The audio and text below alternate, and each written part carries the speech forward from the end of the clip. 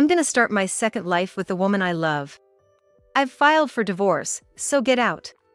Out of nowhere, Sean suddenly blurted this out. What? You filed for divorce? I couldn't grasp the meaning of Sean's words and parroted them back in disbelief. Yeah, I even signed your part. You haven't been doing the housework properly lately, have you? It's a wife's duty to support her husband, and you've been falling short. That's why I found someone new. It's just how things are, right? Okay, I'll start packing now. About an hour after I left the house, my phone began vibrating incessantly. It was a message from Sean. When I checked, it seemed he had called dozens of times in just a short while. Annoyed by the noise, I answered the phone. Hey! What's going on? I didn't hear anything about this. Sean, oblivious, demanded an explanation. It seems you've finally noticed. Just relax, the fun starts now. My name is Mirabelle Turner. I am a 48-year-old housewife. As a teenager, my dream was to become a fashion designer, and I convinced my parents to let me attend a design school for 3 years. But reality was not so kind, and I lost out in the harsh job market. My parents didn't say anything, but I was deeply shocked by this reality. Losing motivation, I worked part-time at a small local restaurant, but I couldn't give up on my dream and continued my design work on a small scale. The person who supported my efforts more than anyone was Madeline, a friend I met at design school. Madeline had dreams of one day owning her own brand and went on to work at a major design company. However, Madeline never boasted about her achievements and continued her relationship with me even after graduation, always being on my side. I found out that Madeline had quit her job about 5 years after we graduated. While I was still working part-time at the restaurant and had almost given up on my dreams of becoming a designer, Madeline contacted me. I had thought I wouldn't see her for a while, but I had accepted without doubt that she was just busy with work. However, the message from Madeline was unexpected. It was to tell me she had quit her job. When I asked her why, she revealed that there had been severe harassment at her workplace. Madeline, who had been noticeably beautiful since our student days, was envied by the women at her company and faced harassment daily. Fed up with these daily occurrences and due to physical and mental health issues, she decided to resign. We might not be able to meet for a while. With those words, decades passed, and I lost contact with Madeline. Witnessing my best friends suffering firsthand, I completely gave up on pursuing a career as a designer. Around that time, I was drawn to Sean, who frequented the restaurant where I worked part-time, and we started dating, which probably brought a significant change in my emotions. Sometime later, we got married and began a happy life. A while after we got married, we were blessed with a daughter, and I had completely forgotten about my teenage dreams and even Madeline's existence. Since our daughter, Sarah, got a job last year, it has been just Sean and me living together. It's a mix of relief that parenting is over and sadness at being apart from my close-knit Sarah. It's a complicated feeling. Sean is capable enough to be a manager at a top company, and I'm aware that our marital relationship is reasonably good. Sarah played a significant role in mediating our relationship. Sarah enjoyed living at home so much that she was reluctant to leave until the end. Since she got along well with me, that was also why she couldn't decide to leave the house.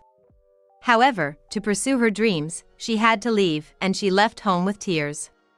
After Sarah left, I noticed that the conversations with Sean had visibly decreased. Sean was never much of a talker, but now, there's a kind of unpleasant air throughout the house. It's just a stagnation of the atmosphere, nothing visible for sure. Yet, I definitely feel a significant gap between us. Maybe it's because our daughter has become independent and it's just the two of us again, but there seems to be another reason. I had no concrete evidence, but that's how I felt deep inside. Supporting this feeling, Sean's attitude towards me has been getting worse day by day. I thought it might be inevitable with no conversation, but it's different when hostility is directed at me. Hey, Sarah's gone and parenting is done. Can't you make a better meal?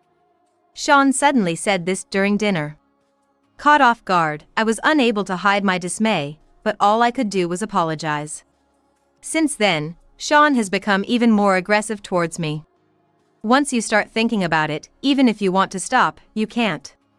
I began to live my days constantly worrying about Sean. Would this make Sean angry?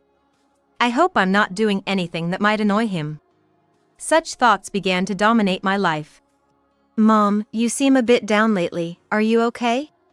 Every time her company took a long holiday, Sarah would come home. That's when Sarah suddenly asked me this. Startled by her remark, I hurriedly denied it. Not at all. Maybe I'm just getting old? While I laughed it off, Sarah looked at me quizzically but didn't press further. Mom, remember you can always call me if anything's up? In the morning Sarah was heading back to her place, she said to me with concern. For a moment, I almost cried out for help, but my rational side wouldn't allow it. I'm fine, Sarah. You just have to be careful out there. I said this bravely and watched as Sarah returned to her home. Though I had been careful not to let Sarah notice, a devastating truth that would shatter my heart was about to be revealed. I had discovered that Sean was having an affair with another woman. The suspicion started from a trivial doubt. As usual, when I threw Sean's dress shirts into the washing machine, I noticed a faint scent of women's perfume. I thought it might be from a work-related social gathering, but it seemed that was not the case. I started to suspect because I smelled the same scent on Sean's shirts every day. It's unlikely he would be going to such places every day. If so, he must be going on his own. At that moment, my small curiosity turned into a desire for revenge against Sean, who always attacked me. I wanted to catch him in his weakness and get back at him for everything. But my plans crumbled easily. After leaving work, Sean headed to a condo. I could only confirm from a distance, but the person who came out to greet Sean after he rang the doorbell was undoubtedly a woman. Without any hesitation, Sean disappeared into the woman's place, and he did not come out for several hours. After seeing Sean leave the woman's place, I ran home, overtaken by emotion. Although I hadn't done anything wrong, my heart wouldn't stop racing, and before I knew it, tears were streaming down my face. From that day, I fell into a state of extreme apathy. Realizing this couldn't go on, I dragged myself to the hospital, where I was diagnosed with depression. Living with Sean gradually put a strain on my heart, and the shock of his affair led to the onset of my illness. Can't you do something to ensure this doesn't interfere with my daily life? I desperately explained to the doctor and decided to take medication to cope with my lethargy. Even with medication, there were many times my body wouldn't cooperate, but I managed to get by with the daily chores. However, that doesn't mean I found a way to resolve this situation. It's clear to me that Sean is the cause of my poor health. Yet, I find no way to remove that cause. It's evident that Sean is at fault, but he's also the husband I've loved for many years. I had reservations about leaving him. Without any solution, I just continue to spend my days in frustration. Then one day, Sean said he needed to talk. I'm gonna start my second life with the woman I love. I've filed for divorce, so get out. Suddenly, without any context, that's how Sean blurted it out.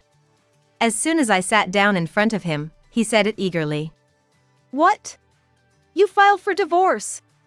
I couldn't grasp what Sean meant and repeated his words like a parrot. Sean spoke calmly but with a sinister undertone. Yeah. I even signed your part. You haven't been able to do the housework properly recently, right? For a wife that's supposed to support her husband, that's a fatal flaw. That's why I found someone new. It can't be helped, right? Sean confidently declared as if he believed justice was on his side. However, I know the truth. The sequence of events is entirely reversed, and I can't accept Sean's explanation. It's because of Sean's affair that I ended up with these mental and physical health issues. I was deeply disappointed by Sean, who had the audacity to blame me for his actions. At the point of his affair, there was nothing left to disappoint, but it was a stark reminder of how selfish he really was.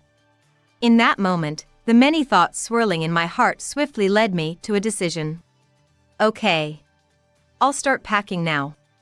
I answered emotionlessly and began packing to leave the house frantically. I had thought he might show some humility, but I was fooling myself. Thinking this made me want to leave the house even more urgently. After stuffing some personal items and clothes into several bags, I headed to the front door without saying a word. "Hey, aren't you going to say anything? You've had such a good life thanks to me all these years. And hey, I'm leaving everything about Sarah up to you. Tell her to take care." Sean threw these words at my back as I was leaving and then retreated back into the room. Once outside, I closed the front door forcefully and said to myself, "Goodbye, I'll give you a piece of my mind later." About an hour later, my phone began to vibrate incessantly. The screen showed Sean's name. Checking it, it seemed he had called dozens of times while I was momentarily distracted. Annoyed by the noise, I answered the phone. "Hey! What's going on? I didn't hear anything about this." As soon as I picked up, Sean's panicked voice burst through. Just as I imagined, Sean was finally beginning to realize the nightmare he was about to face. That things had gone so smoothly was truly testament to his foolishness. Any feelings I once had for Sean, who I had been with for many years, were nearly extinguished. This man was no longer the person I had loved, but had become a complete stranger who insulted and tormented me. While I remained silent, Sean ranted on endlessly in a state of panic. Without putting any emotion into my words, I told him, "It looks like you've finally noticed. Don't rush, this is going to be an interesting time." Imagining Sean calling me with a blood-drained face filled me with a murky joy. Why is Sean so panicked after he pushed me out himself? What was he trying to tell me? To explain the reason, I need to go back to shortly after I was diagnosed with depression. It happened on a day when my apathy continued. My phone rang with an oddly cheerful melody. When I checked the screen, it displayed an unfamiliar phone number. "Hello?" Normally, I wouldn't answer such a suspicious call, but, for some reason, that day I picked it up. "Hello, Mirabelle? It's Madeline. Do you remember me?" Hearing the familiar voice and name, I inadvertently dropped my phone. Hurriedly picking it up, I quickly responded. "Madeline? Is that really you? It's me, Mirabelle." Madeline seemed surprised as I spoke through tears. But, as I explained my situation in fits and starts, Madeline spoke kindly to me. "It's been tough, hasn't it? I'm sorry for not reaching out sooner. Actually, I've also been struggling with depression for a long time. That's why I couldn't get in touch. But I've always been thinking about you in my heart." Madeline's words conveyed undeniable suffering and sadness. To think, Madeline was suffering from depression just like me. Now, I can painfully understand the feelings of Madeline, who couldn't contact me for so long. However, having achieved a happy life, I had forgotten about Madeline. "I'm sorry." Before I knew it, Madeline and I were both apologizing to each other through tears. Once we both calmed down a bit, we discussed the possibility of meeting in person if it felt right. It had been over a decade since then. Neither our appearances nor our inner selves could likely remain the same as back then. Having endured the same suffering, we understood well what a burden this reunion could be. But, we decided to overcome it. We set a date and promised to meet again. On the promised day, I felt a nervous excitement I hadn't felt in a long time, restless from the morning. Having not cared about my appearance since falling ill, I even struggled to apply makeup. I found myself laughing a bit madly for the first time in a while. I didn't know why I was laughing, but I felt somewhat lighter inside. When I arrived at the meeting place at the agreed time, Madeline was already there. "Madeline!" Before I knew it, I was calling out her name loudly. Noticing me, Madeline waved back with a smile. It was our first meeting in decades, but Madeline seemed the same as ever. Of course, that couldn't literally be true, but the aura about her felt unchanged. "Mirabelle, it's really been a long time." As Madeline approached, she hugged me tightly. I hugged her back just as strongly.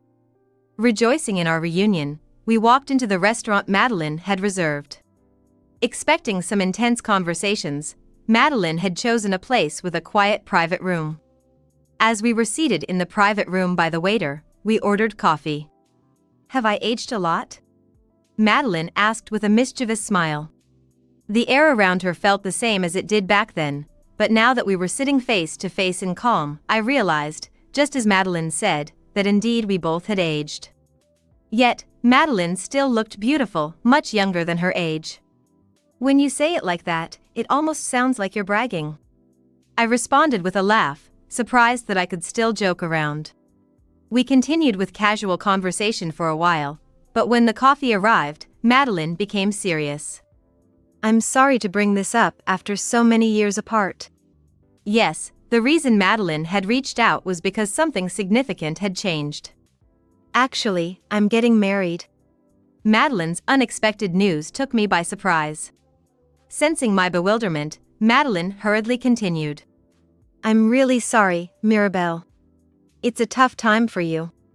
But I just had to tell you." Thinking back, Madeline had intended to tell me this when she first contacted me. Yet, I had been so caught up in discussing my own situation. "Don't apologize. It's your life, congratulations. Is he someone who was with you through the tough times?" At my question, Madeline smiled awkwardly. "No, someone I met about a year ago. We met while I was preparing to work." Hearing this, suddenly my heart started racing. Overwhelmed by a sudden bout of discomfort, I instinctively held my chest. "Mirabelle, what's wrong?" Reading the change in me, Madeline turned pale and started rubbing my back. "It's okay, maybe I just got a little shocked from all the talking after so long," I mumbled, trying to dismiss the unsettling thoughts starting to cloud my mind. Ultimately, I had to head home earlier than planned. I kept apologizing to Madeline as I hurried home, haunted by a disturbing thought. The thought was that Madeline's fiancé might be Sean. When Madeline and I reunited and hugged, I smelled a scent that I had become familiar with almost daily over the past year. At first, I thought it was a coincidence, but as Madeline spoke of when she met her fiancé and other details, my suspicion turned into conviction. This realization made me suffer even more, but it was clear from her demeanor that Madeline was unaware of Sean's and my connection. The caring Madeline who had always worried about me would not knowingly cause me such pain. I was left with nothing but my troubling thoughts, unable to do anything. Yet, I could not bring myself to shatter Madeline's happiness by revealing the truth. Then, Madeline contacted me again. "Mirabelle, I've realized everything." It was a trivial incident that made Madeline aware of the relationship between Sean and me. "I met your daughter yesterday," she said, revealing a shocking detail. After dining out with Sean, Madeline was approached by a woman who suddenly called out to him. "Dad? What are you doing here?" I later found out that Sarah had returned secretly to celebrate my birthday. At that moment, she coincidentally ran into Madeline and Sean in town. When Madeline confronted Sean, he apologized for having kept it a secret that Sarah was his daughter from his previous marriage. However, Madeline did not believe Sean's words. Because Sarah, whom she met by chance in town, was the spitting image of a younger me. At that moment, Madeline connected all the dots and understood everything. Why did I suddenly start suffering that day? Madeline, without absolute certainty, reached out to me. And after hearing what I had to say, she realized her suspicions were correct. "Mirabelle, I've done something irreversible. This isn't something that can be fixed with an apology." Madeline spoke through tears but did not use the fact that she was unaware of Sean's and my relationship as an excuse. On the contrary, Sean had even hidden the fact that he was already married. Madeline was a victim just like me. "And yet, Mirabelle, you thought of my feelings and said nothing." I accepted Madeline's tearful apology and made up my mind. "Madeline, we can't just let this go, can we?" Sean believes that Madeline has forgiven him. He also believes he has successfully deceived Sarah. He suggested they should marry right away to prevent Madeline from having any suspicions. "He took everything from us. Let's take everything from him as a payback." That's how Madeline and I decided to seek revenge on Sean. Pretending not to know everything, Madeline and I meticulously planned to corner Sean into a situation he couldn't escape from, and we waited for the day I was declared divorced by Sean. Yes, Sean was being manipulated by us. After I left the house, I contacted Madeline. It's over now. He filed for divorce on his own. I confirmed with the lawyer just in case, and the divorce has proceeded. Upon hearing this, Madeline sent Sean a message. I cannot marry someone like you. I am Mirabelle's best friend. When Sean received the message and tried to call Madeline, she had already blocked his number. In his panic, Sean tried to contact me. As planned with Madeline, I headed to her condo. It wasn't the room Sean used to visit, but a new one Madeline had rented. When that guy had been in the other room, it felt creepy, so I moved out quickly. Madeline said self-deprecatingly when I asked her why. This decision was undoubtedly made considering my feelings. I was deeply thankful for such thoughtfulness from my best friend. When I arrived at Madeline's condo, Sarah was there too. After that, I confessed everything to Sarah. Having heard the story from Madeline and me, Sarah agreed to join us in our revenge against Sean. Really, he's the worst. I don't even consider him my father anymore. He'll pay for the mental stress he caused his daughter. Although it was regrettable that our conversation turned out this way, the three of us laughed a lot that day. Despite our wounds, we comforted each other and talked about what lies ahead. A few days later, we were ready to confront Sean at his house. Sean was shocked by our visit, but we entered the house without hesitation. I called your office several times, but why didn't you answer? Madeline started, causing Sean's face to turn red. So it was you. Because of you, the reputation I built is now crumbling. In fact, Madeline had called Sean's company posing as his fiancé several times. Since it was known inside the company that Sean was married, the rumors spread quickly and became problematic. The CEO is considering disciplinary action because of you. How are you going to take responsibility for this? What responsibility? Whatever happens at your company is all your own doing. Do you even realize what you've done? Do you understand how many lives you've messed up?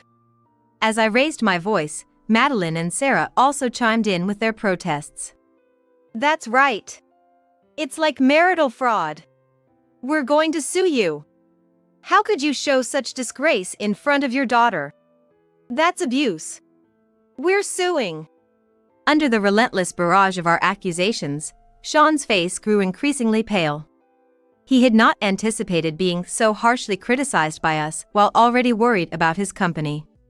The threat of legal action sent him spiraling down to hell. Please! I'm begging you! Don't make me suffer any more than this! Realizing he had no way out, Sean began to apologize, with tears starting to well up in his eyes. Stop with those cheap tears, they're worthless. Madeline said coldly, looking down on Sean as he knelt on the floor. Don't embarrass yourself further in front of your daughter. Accept what you've done and prepare for the consequences. My words seemed to be the final blow, and Sean collapsed to the floor, sobbing. Let's go. I said as I informed Sean that I would be filing a lawsuit, and led Madeline and Sarah out of the house. In the days that followed, Sarah and I stayed with Madeline.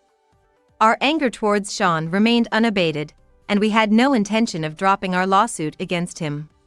We all agreed we never wanted to see Sean again, and our claims were to be communicated through a lawyer. With such perfect evidence and his clear fault, it looks like we can really take everything he's saved up with. Our female lawyer remarked while preparing for the lawsuit, though it was clear she was struggling with the complex case. Since then, he's supposedly been so shocked that he's fallen ill and been hospitalized. All of it brought on by himself, and now he finds the convenience to be hospitalized. Excuse me. The lawyer was speaking gleefully but suddenly stopped herself. No, you're absolutely right. Compared to the suffering he caused us, it's still not enough. But we'll make sure he pays us back in tangible ways. As I said this with a smile, everyone else joined in with laughter. Though Sean was Sarah's father, and I was concerned about her, she was stronger than I had imagined. Sure, he may be my father, but I have no lingering feelings for him. His existence won't impact the life I choose to lead. As a mother, I was filled with joy, yet I couldn't help but feel sorry. But I was also proud of Sarah's strength. As planned, the trial proceeded, and we managed to take literally everything from Sean. Just as he had feared, he lost his standing at work and received a demotion. The three of us rejoiced at this report. Being demoted was far more tormenting than being fired.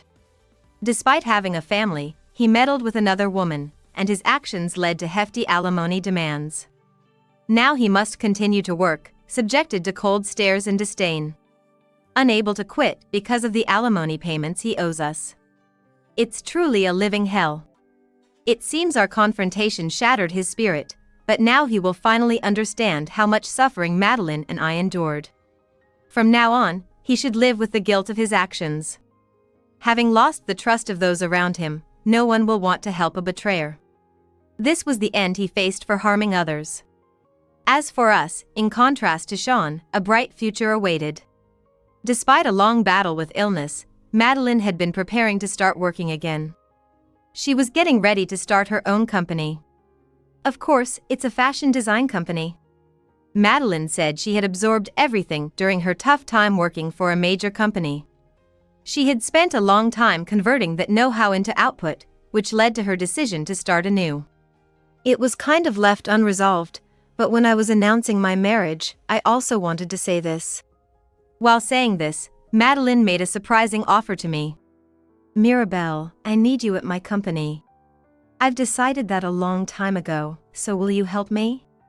With those words, Madeline reopened the door to my once-forgotten dreams. Even more surprisingly, Sarah was also involved in this plan. Sorry for keeping it a secret. But after that, I talked a lot with Sarah. Madeline shared that Sarah planned to join our company in a few years. Sarah admires you and became a designer. Although her field is different, we need her skills too. Indeed, Sarah was working as an interior designer. But it was news to me that she had been inspired by me. When I was little, I saw your design notebooks, Mom. My field may be different, but you inspired the start of it all. Sarah said this with a laugh, but her eyes were serious, showing she wanted me to start anew. Can I really do it? Though overjoyed, unlike them, I had never worked as a professional. That doesn't matter, I've made this decision as a professional, trust me. Madeline said, instantly dispelling my doubts. Since losing touch with Madeline, I had completely forgotten about my dreams. Now, those dreams were about to move forward with Madeline and my daughter, Sarah. We had all endured tough and painful days together. Thinking about it made me feel like we could overcome any challenge. I grasped the hand Madeline extended to me, focusing on the life ahead. Just like during our student days, fun days were about to begin again. As excitement filled my heart, I fully returned to being best friends with Madeline once more.